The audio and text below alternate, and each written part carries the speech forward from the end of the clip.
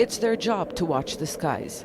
Civil defense volunteers in the opposition-controlled east of Aleppo city are on alert whenever they hear the sound of jets. As first responders to the scenes of attacks, these volunteers have been busier than usual. Russian airstrikes have intensified since the Syrian government's offensive began in Aleppo over a week ago. Those forces are now close to besieging the rebel-held neighborhoods in the city. Civil defense volunteers say they are the only hope for those who may be trapped. There are some people who are leaving the city because they are afraid of a siege.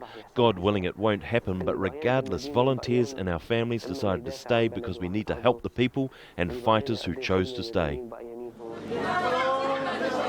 Civilians are increasingly helpless. Doctors and nurses are overwhelmed. They work out of makeshift clinics because hospitals have been reduced to rubble after years of war. Medical workers are now preparing for the worst. The government has besieged areas in other corners of Syria where people continue to die from the lack of food and medicine. And the fear is eastern Aleppo may be next. We will stay here and remain steadfast, but the medical supplies we have are only enough for a month and a half. The armed opposition is just as defiant. They use whatever weapons they have, but their opponents control the skies. Nevertheless, they say they will not withdraw. God willing, they can't lay siege to Aleppo. We have a military plan to confront this. We promise our brothers in Syria we will fight. There are many front lines in the province of Aleppo. The opposition has lost territory in the countryside, but they're still fighting back.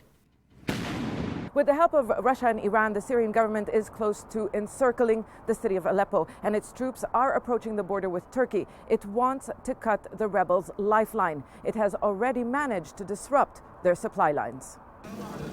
There are towns like Bayanoun where opposition fighters are still holding ground. It is strategic to prevent the government from cutting off the highway that links the city to opposition territories further west.